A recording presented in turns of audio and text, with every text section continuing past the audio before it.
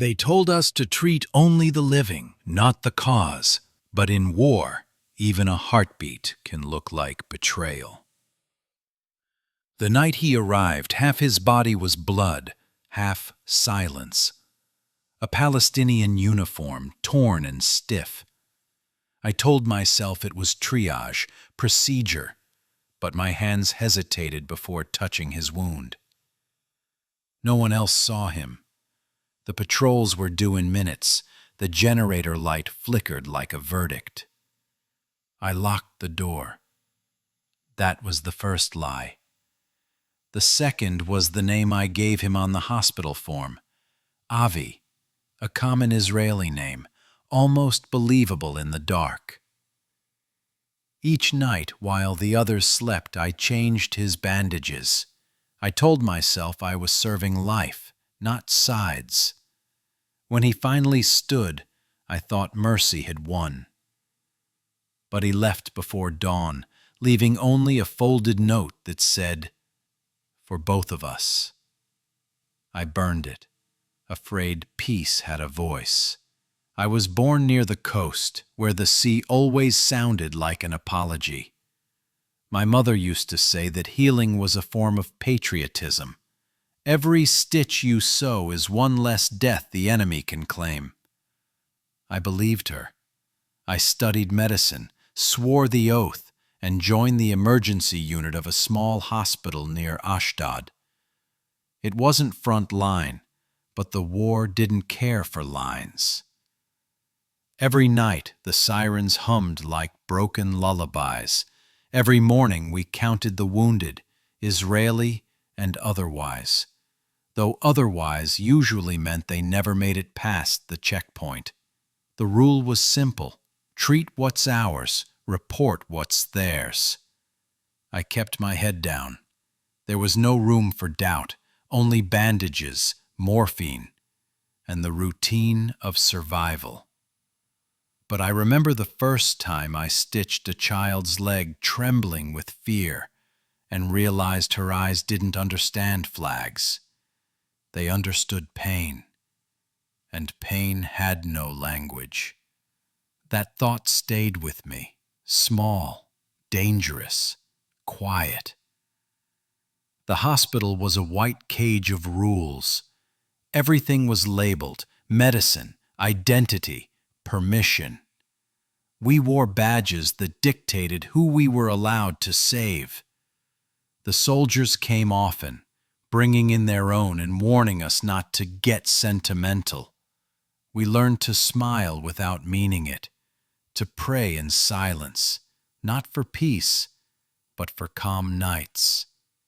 I shared a flat with another nurse, Dahlia.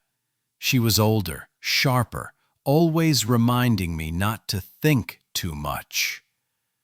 "Thinking makes mistakes," she said, lighting a cigarette, "and mistakes get you court-martialed." I nodded, but I thought anyway. Some nights, when the corridors emptied, I'd walk to the supply room, cold metal, antiseptic scent, and imagine the war outside as a fever that could be broken with enough saline, enough will. Then came the night that rewired my pulse. The alarms hadn't stopped for hours. Reports came in of a skirmish near the border, multiple injuries, mostly soldiers. I was assigned triage. My hands moved faster than my mind: pressure, compress, stitch.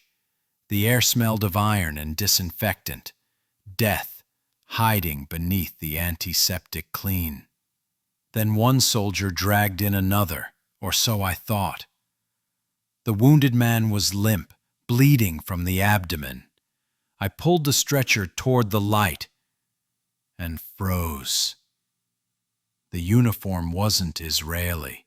It was olive gray, marked with a different insignia: Palestinian. The soldier who brought him in didn't notice, or pretended not to. "Patch him quick," he barked, then turned to grab another stretcher. In that moment, I should have called the guard, reported. Protocol demanded it, but something, maybe exhaustion, maybe rebellion, made me move differently. I locked the storeroom door. I pressed my gloved fingers to his pulse. Still alive, weak, but there. His breath rasped like a broken instrument.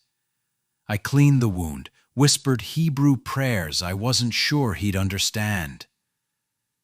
When he stirred, his eyes opened, not hostile, not afraid, just confused. "Where am I?"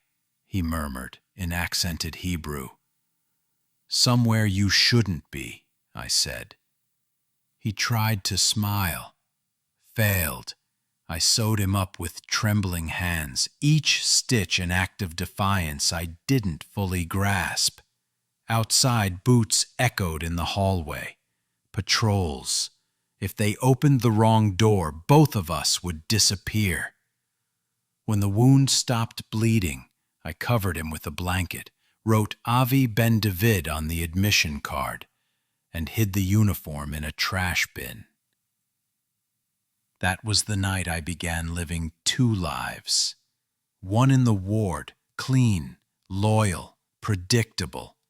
The other, hidden behind a locked door, tending to the enemy I was supposed to fear. In the days that followed, I worked by daylight and lied by night.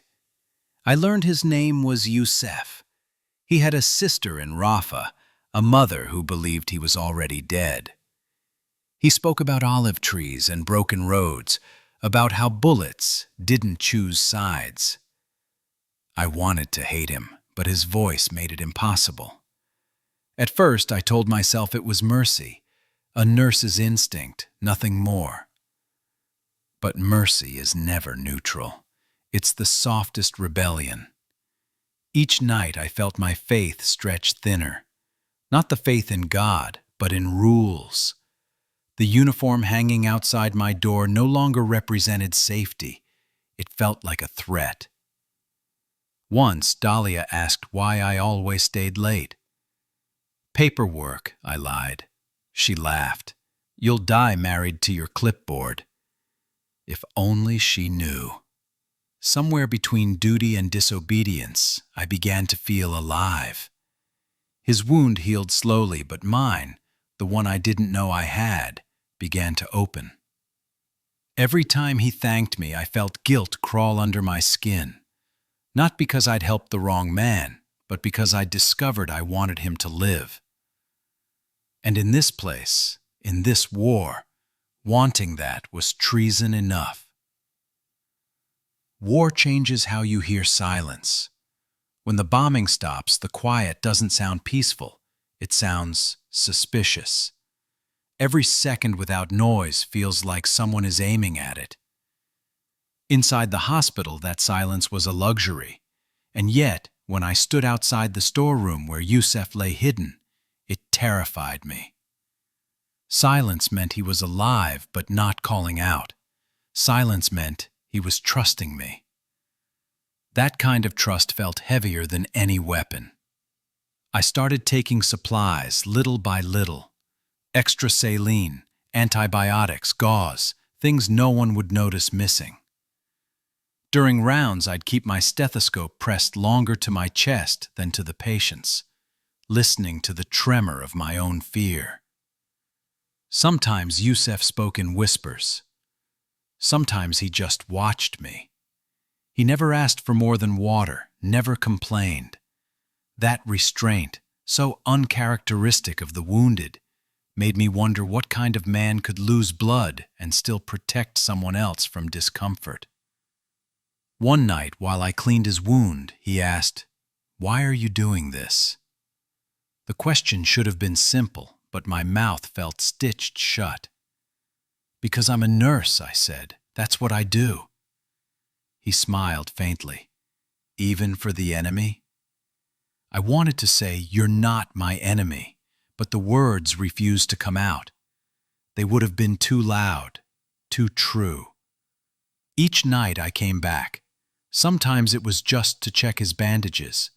Sometimes it was to hear a voice that didn't sound like commands. He told me stories in fragments, how he'd studied mechanical engineering before the checkpoints closed the university, how he'd lost 2 cousins in the last raid, how his mother believed he'd become a martyr. "She'll never know," he said softly, eyes closed. "Maybe that's mercy," I said. We sat in the dark, between antiseptic bottles and prayer scars. The air smelled of alcohol and fear. Outside, the country kept screaming. Propaganda posters told us who to love and who to fear. But I started noticing something. The fear was the same on both sides. It just wore different uniforms. The temptation wasn't lust or greed, it was understanding. The most dangerous kind of intimacy is the one built on shared suffering. Each time I cleaned his wound, I memorized the pattern of stitches like a prayer. Each time he whispered "thank you," I felt something loosen inside me, some old obedience unthreading itself. I began to think about what would happen if someone found him. Not what would happen to him, what would happen to me. That was when temptation turned into fear's shadow twin. Desire. Desire not to touch, not to possess, but to believe. Believe that compassion could exist here, even if it had to hide. The night that changed everything came with the smell of rain and smoke. The alarms had gone off again, this time closer. The wounded arrived faster than we could count. I was in triage when Dahlia yelled for me, "We need more hands!" I looked toward the storeroom. If they searched it, Yusef was finished. I excused myself under the pretense of fetching supplies and sprinted down the hallway. My shoes echoed on the tile like gunfire. When I reached the door, he was already standing, pale but awake. "They'll come," I said, breathless. He nodded. "Then I should go." "You can't. You'll die out there." He stared at me with those calm, endless eyes, like he'd already accepted his ending long before I entered his story. "Better to die as myself," he said quietly, "than to live as your mistake." That line sliced through me, because I knew he was right, and still I locked the door again. When the patrol arrived, they questioned everyone. One of them, a young officer, lingered near the storage wing. He asked for the keys. My throat went dry. "Why?" "There's nothing there but expired supplies." He looked at me, suspicion plain. "Then it won't take long." He reached for the handle. I stepped in front of it. Something inside me snapped. The fragile web of obedience I'd spent years weaving. "There are chemicals in there," I said quickly. "You'll contaminate the whole ward if you open it." The lie tasted like adrenaline.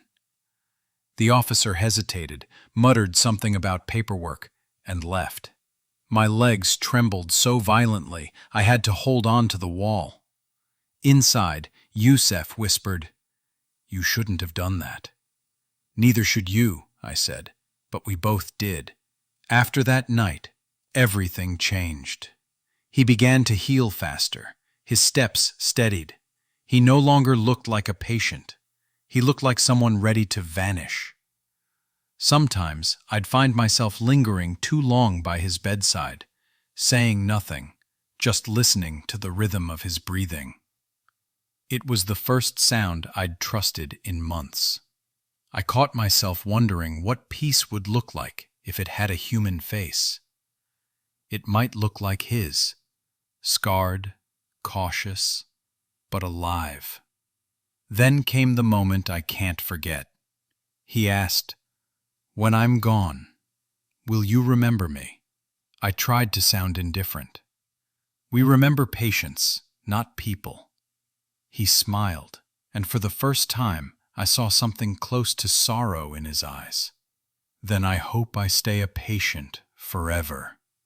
There was nothing I could say. I changed his bandage one last time, fingers trembling, pretending it was routine. But routine had become impossible. That night, I dreamed of the sea near Ashdod. The water was full of papers, hospital forms, orders, names, all dissolving into salt. When I woke, the storeroom was empty. He was gone. Only the folded note remained on the metal table. For both of us, my hands shook. I didn't open it, not because I didn't want to, but because I already knew what it said, even without reading. Peace, forgiveness, maybe love.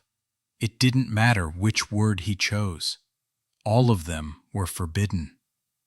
So I burned it, and for a moment, as the paper curled into ash, I thought I heard it whisper.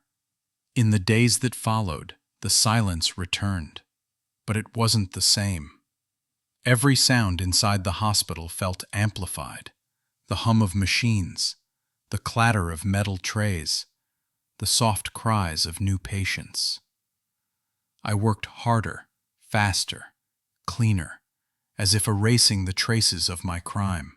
But guilt doesn't clean. It stains deeper. Sometimes I'd catch my reflection in the operating room window. Mask, gloves, eyes hollow, and wonder whose side I was on anymore. The truth? There are no sides in a room where someone's bleeding. Only pulse and pressure. One evening, Dahlia handed me a report. "We're being reviewed next week. The Army's coming." My heart stopped. For what? Routine inspection. They're checking for breaches, supplies, records, anything unusual. Anything unusual. That night, I tore through the storeroom, scrubbing surfaces, shredding old logs. But even as I erased evidence, part of me wanted to keep something. One proof that compassion had existed here. I found the burned corner of his note in the waste bin, blackened but legible in one place. Both. I kept it, folded it into my uniform pocket, a fragment of defiance. The next day, the inspectors came. I stood in line with the other nurses, reciting answers, smiling on cue. One officer looked straight at me, eyes cold. "Have you ever treated an enemy combatant off record?" My breath caught. The world paused. And then, somehow, I said, "No, sir." He studied my face for too long. Then he nodded. When he turned away, I exhaled, quietly, like a sinner in prayer. But the word no still echoed through me like an explosion. After they left, I went to the hospital roof.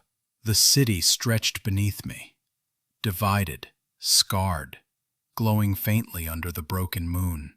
I thought about Youssef, wherever he was.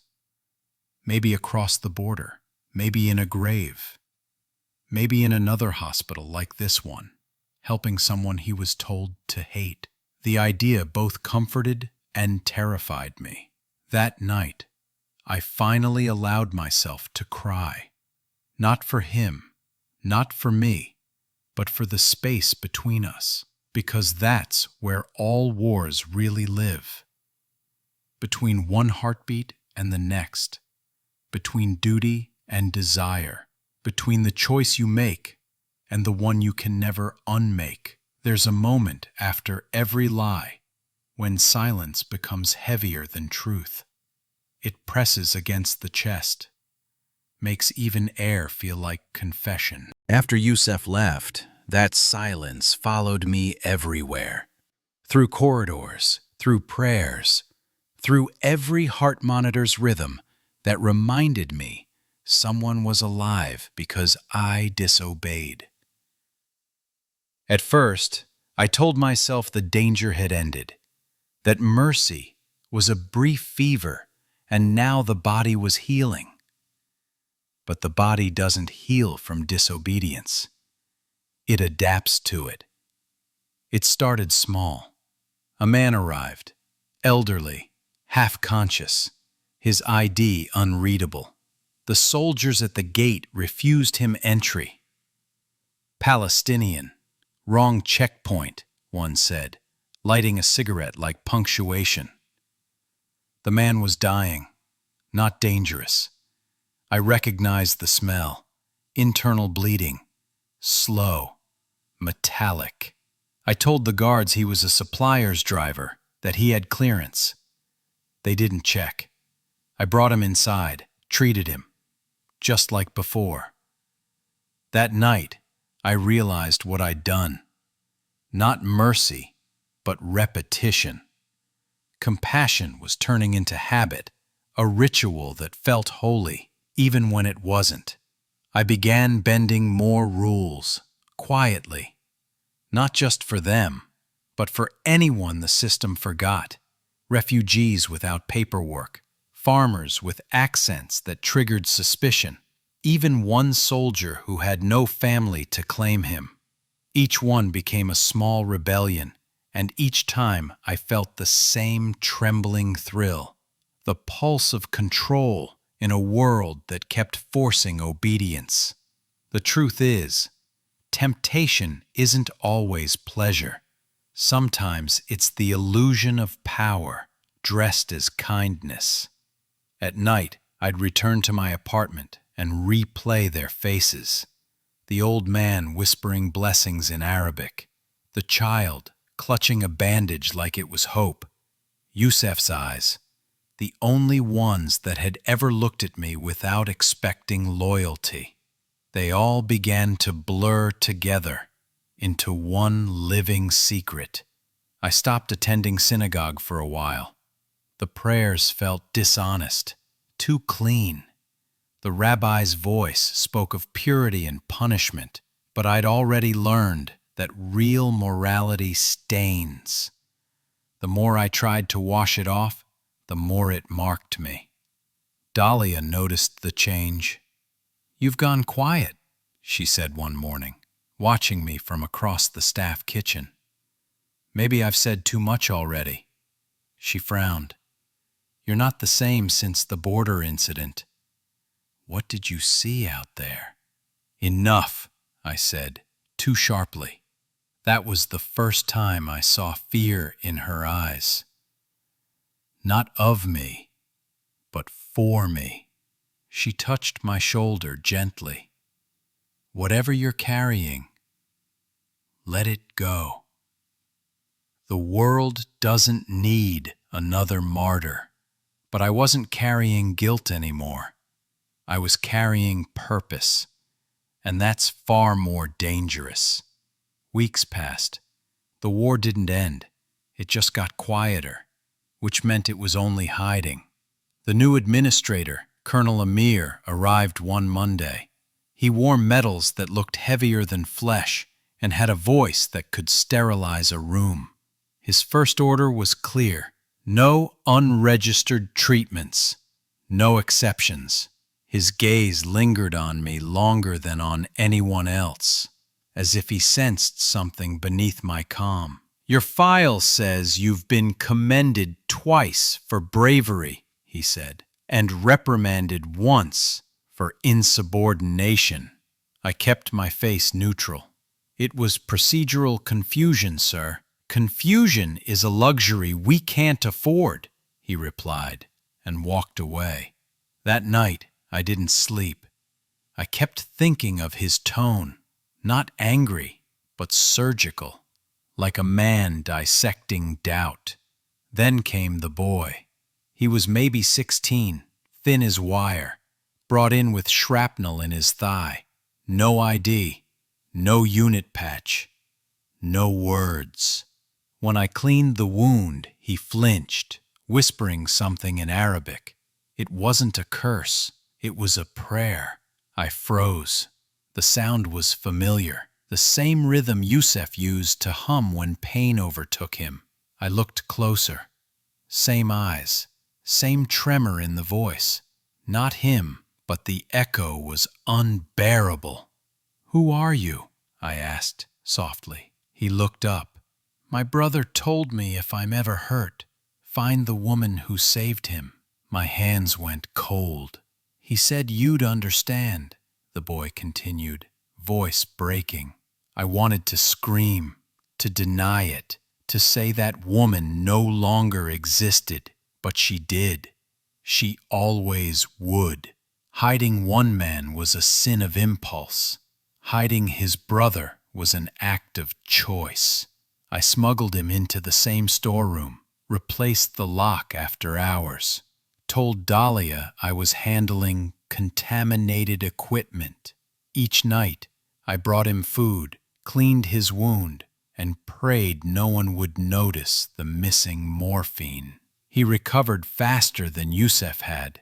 Youth made healing efficient, but it also made guilt heavier, because now this wasn't compassion born of shock. It was indulgence born of memory. I wasn't saving him.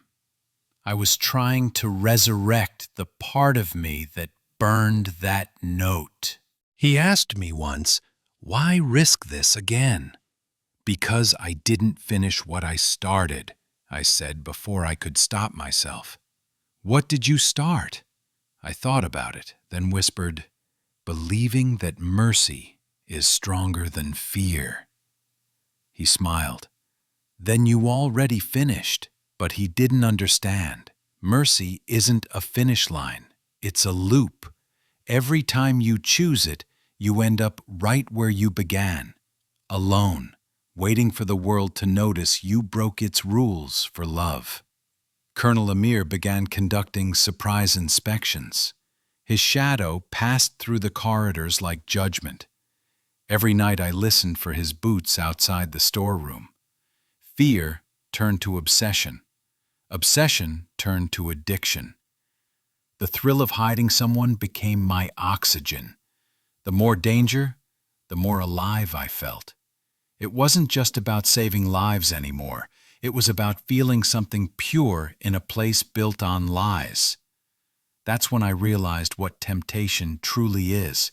Not sin, not lust, but the hunger to feel human when humanity is forbidden. One night during another raid, the power cut. The emergency lights failed. The boy panicked in the dark. I found his hand, whispered, "Quiet." He clung to me like a child grips prayer. Outside, boots thundered. Inside, our breathing synchronized, fear woven into rhythm. When the lights flickered back, his eyes met mine. For a moment, I saw gratitude and guilt collapse into something wordless. It wasn't love, it was recognition. The unbearable understanding that we were both surviving by borrowing each other's courage. But indulgence always demands payment. 2 days later, Amir called me into his office. A file sat open on his desk. "Someone's been taking extra supplies," he said. "Bandages, antibiotics, morphine." His tone was calm, precise, the kind of calm that ends careers. I kept my face steady. "Inventory errors happen, sir." He smiled thinly. "Errors don't lock storerooms." The silence between us was long enough to confess everything. Finally, he said, "You're a good nurse. Don't make me turn you into an example."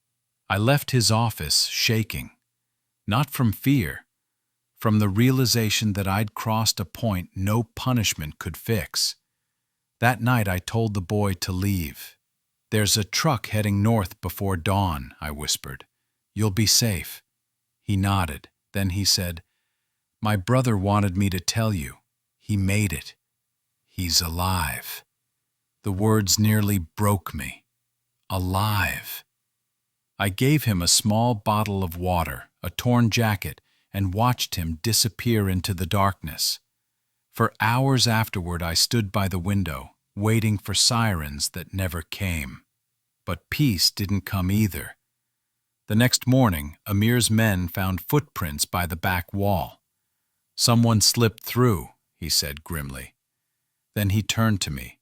Strange, isn't it?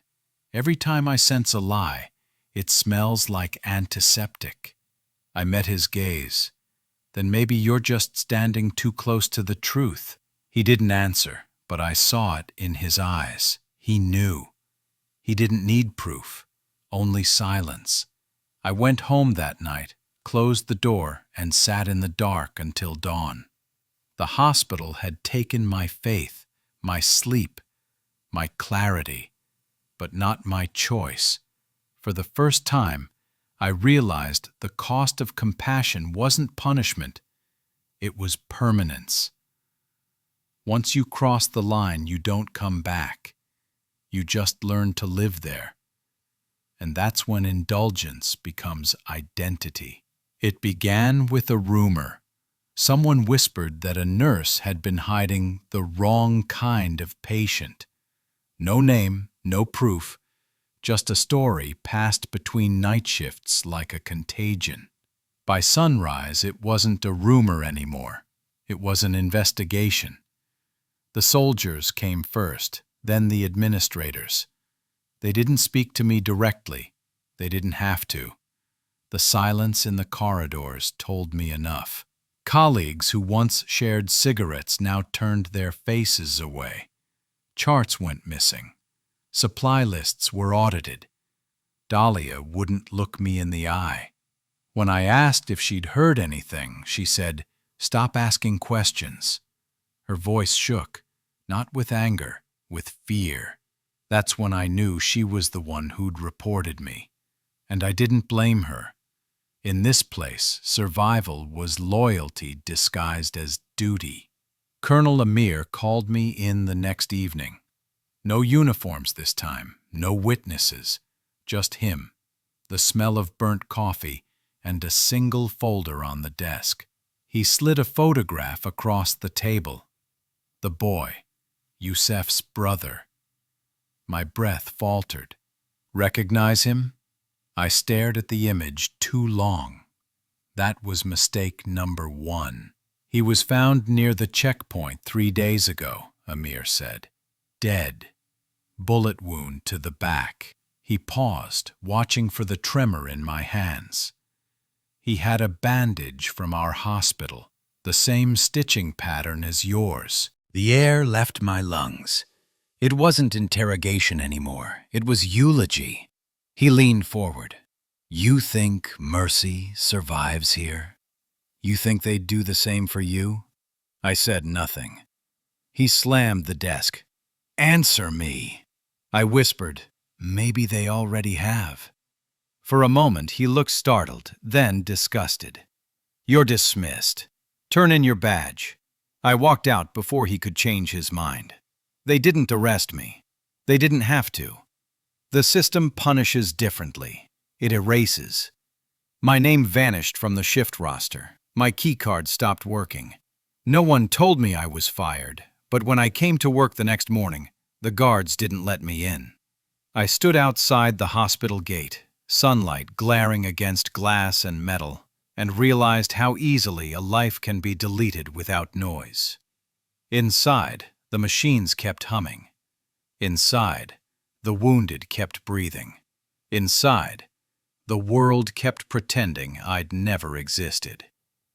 For weeks, I drifted. The apartment felt like a borrowed memory. My hands, once steady, trembled even when empty. I tried to pray again, but every time I closed my eyes, I saw his blood blooming through white gauze.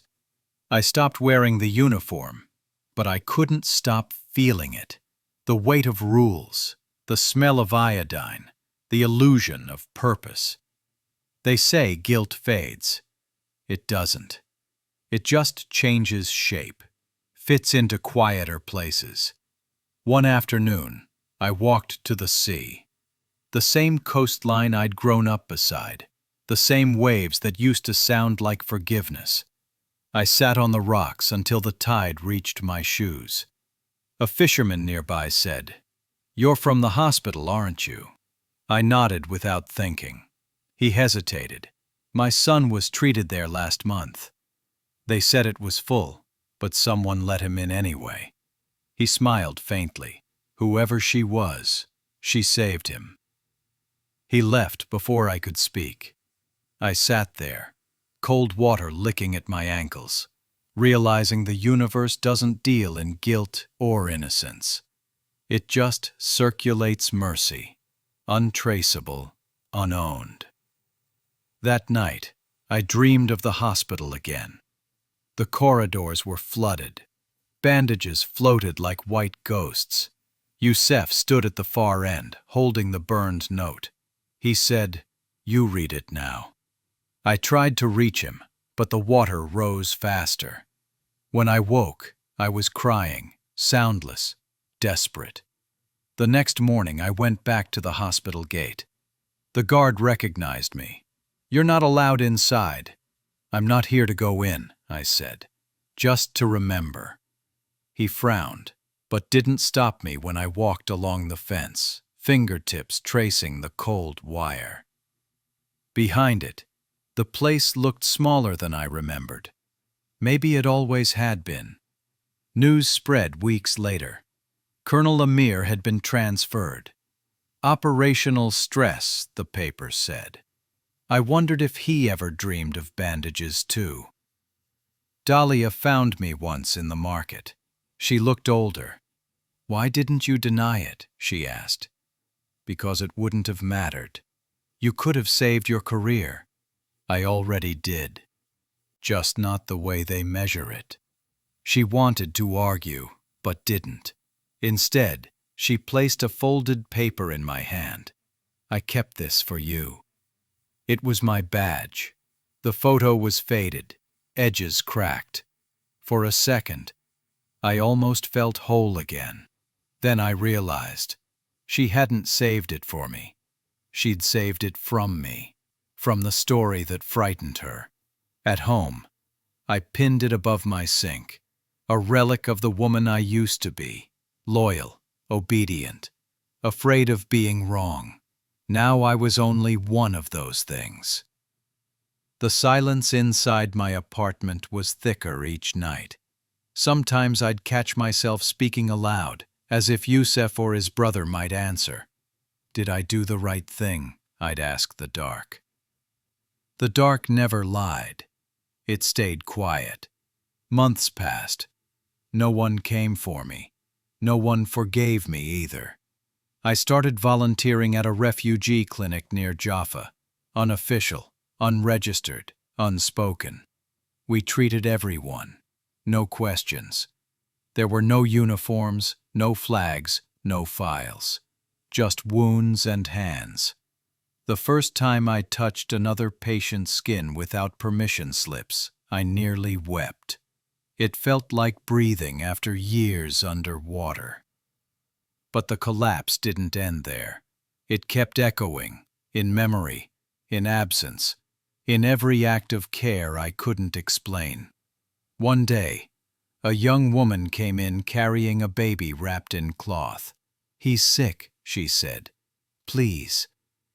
When I unwrapped him, I saw the same wound pattern, same stitching as before, my own technique. "Who did this?" I whispered. She smiled faintly. "A man. He said you taught him." My throat tightened. Youssef, alive, teaching others. The world didn't forgive me.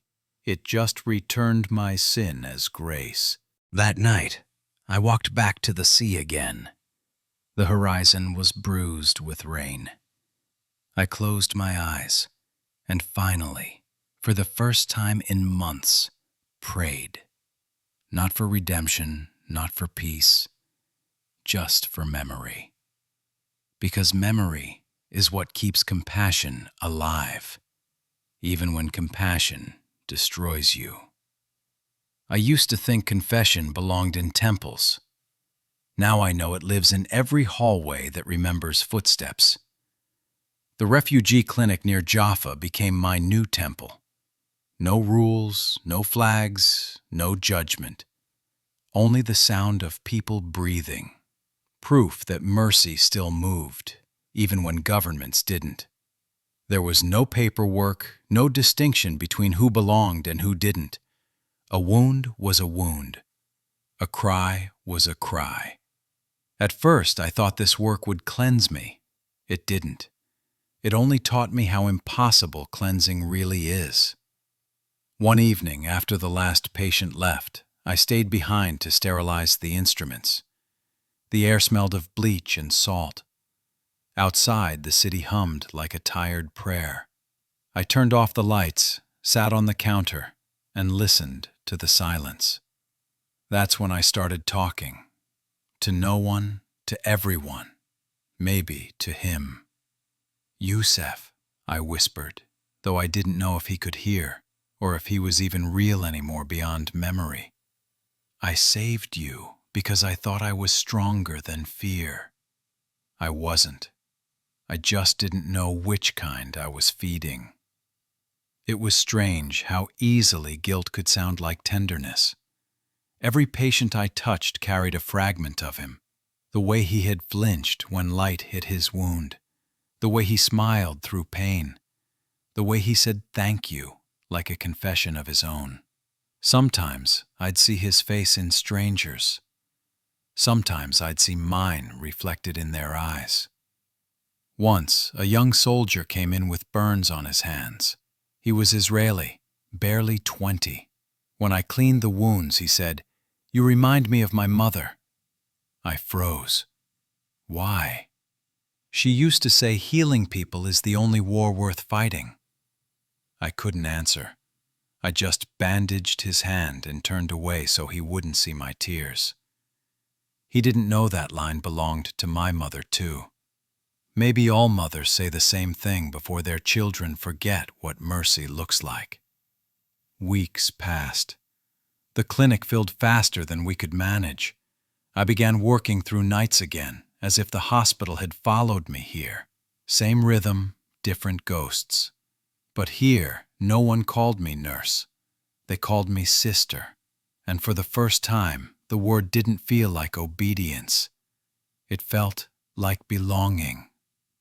One night, a new patient arrived. A man with a limp, wearing a hood. He didn't speak at first, just watched me. When I reached for the gauze, he said quietly, "You burned my letter." My hand froze midair. He pulled down his hood. Yusef. The years had carved his face, but the eyes were the same. Steady, unblinking, too alive. I couldn't move. The room felt smaller than a heartbeat. "I thought you were dead," I whispered. He smiled, a tired curve of forgiveness. "Not yet." We didn't speak for a long time. I cleaned his arm, the skin scarred, rough, healed over too many times. He said, "I came to thank you." For what? For proving that not all borders kill what's human. I shook my head. "I don't deserve thanks.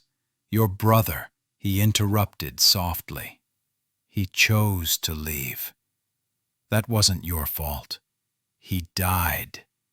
"I know," he said, "but he died believing people like you exist." That's enough. The silence that followed was unbearable, too full of everything we couldn't fix. Finally, I asked, "Why did you come back?" He looked down at his bandaged arm. "Because forgiveness only works if both sides carry it. I burned your words." He smiled faintly. "Then maybe you understood them." I wanted to ask what he meant, but he stood up before I could. He left without another word. When the door closed, I felt the air shift, like the tide pulling something invisible out of me. I sat there for a long time, hands trembling, staring at the empty doorway. He was gone again, but this time it didn't feel like abandonment. It felt like release.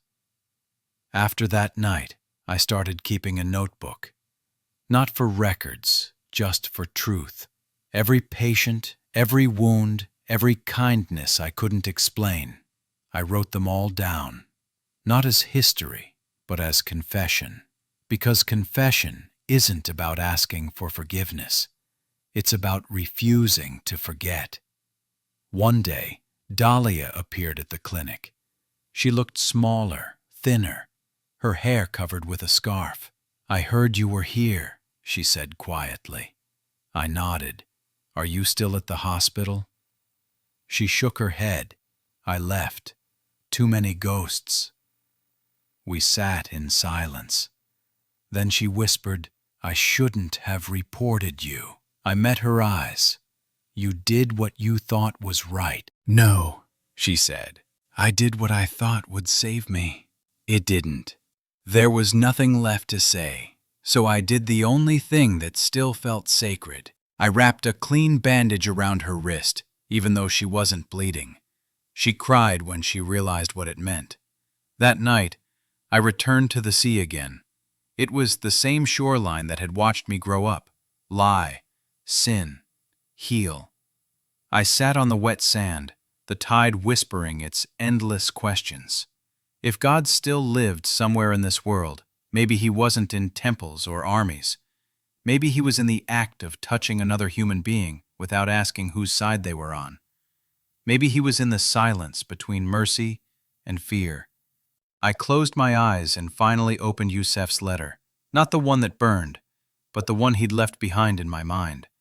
The one my heart had rewritten 1,000 times. It said, "For both of us, because someday someone will need saving, and they won't ask where you're from before they bleed."